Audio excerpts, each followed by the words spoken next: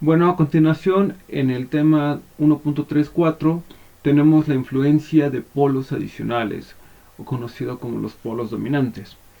En el transcurso de estos videos que se han estado subiendo, hemos estado viendo que dependiendo de que si el valor está más cercano al 0 o si a 1, pues la respuesta de la gráfica es totalmente distinta.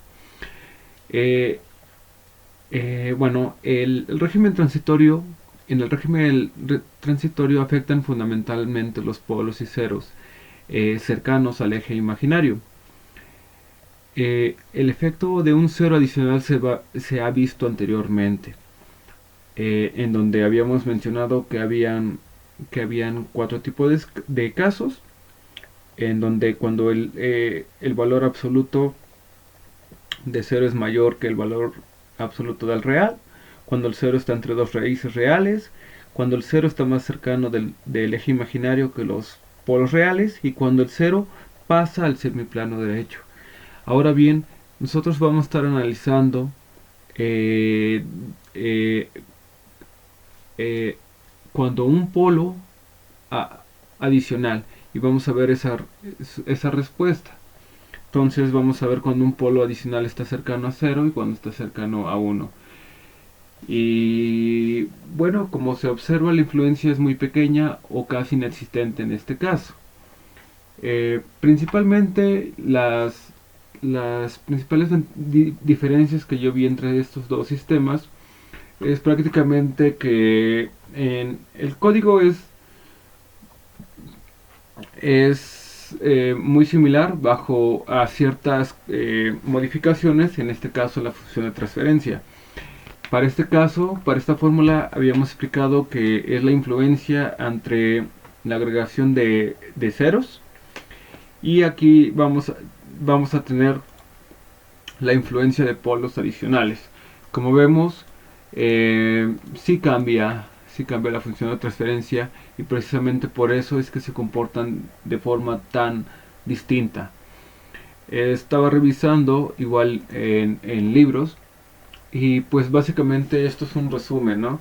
Que, que cuando el sistema, queremos que cuando el sistema sea más rápido y menos amortiguado, entonces el factor de amortiguamiento tiene que ser mayor a cero y menor a cero, el sistema va a presentar inicialmente una respuesta negativa.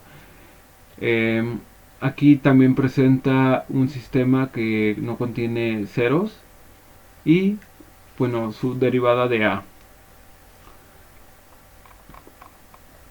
También vemos en otro caso, que es el cero adicional a polos reales, vemos que se presentan dos casos cuando Tn es mayor a cero, el sistema puede presentar un pico de sobreoscilación y cuando es menor, que el sistema presenta inicialmente una respuesta negativa. Entonces aquí lo estamos viendo, sistema sin cero y la derivada de A.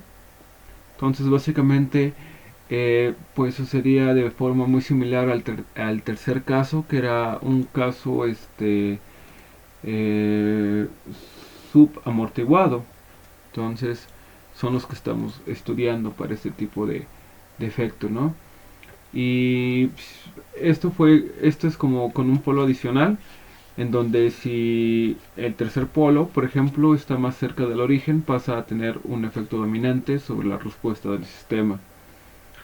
Entonces, ahora bien, eh, las diferencias entre estos dos códigos, pues uno que prácticamente tiene los ceros, en este caso están igualados a 10 y aquí en este caso están igualados con 10, pero ahora son los polos.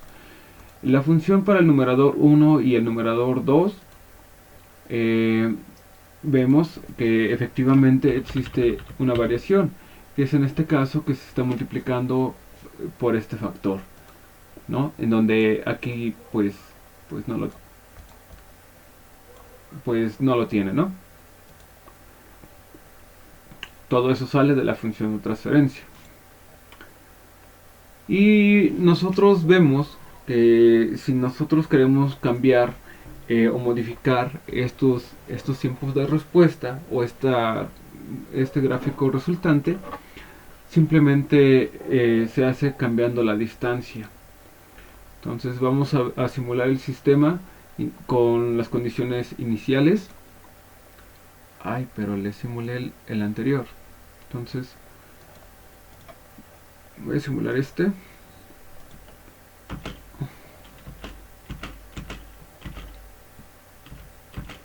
Ok. De nuevo, los polos dominantes. Entonces prácticamente esta es la simulación del polo dominante.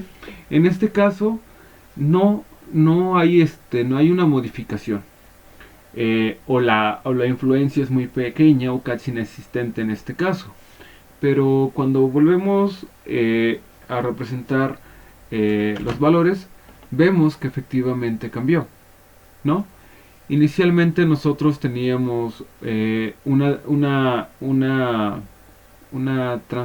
función que se asemejaba a un sistema en el primer caso, que era un sistema sobreamortiguado, y en el cual la principal diferencia era en el cual con respecto, bueno, imaginemos que esta línea azul, la única diferencia con esto es que pues el otro sistema pues presentaba pues era muchísimo más rápido en su efecto de, de la estabilización, ¿no?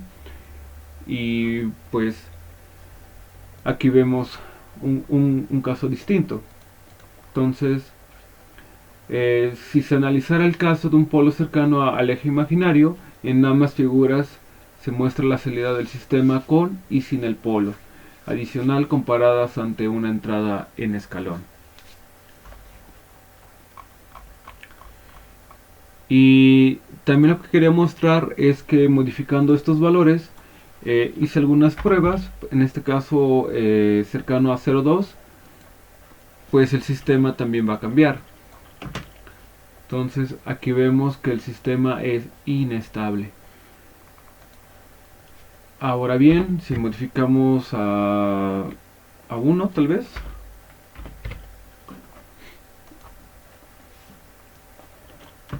vemos que se comporta como si fuera un sistema tipo caso 1, que es un caso sobreamortiguado, ¿no? Entonces, al ir cambiando este tipo de variables, que es la distancia y el polo, dependiendo de qué tan alejado o cercano esté, pues, pues básicamente se van a presentar cambios, ¿no?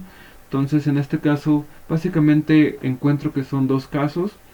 Cuando el polo, si el polo es, eh, es lejano en función de la respuesta temporal, y en el segundo caso es cuando el polo está entre dos raíces reales. Es como yo lo logro interpretar en este caso de los polos dominantes. Se conoce que son polos dominantes precisamente porque están más cercanos a la parte imaginaria. Creo que eso ya lo habíamos comentado. Bueno, por mi parte, en este video es un poquito más corto porque ya habíamos estado abordando temas muy similares. Entonces este video se hace un poco más corto.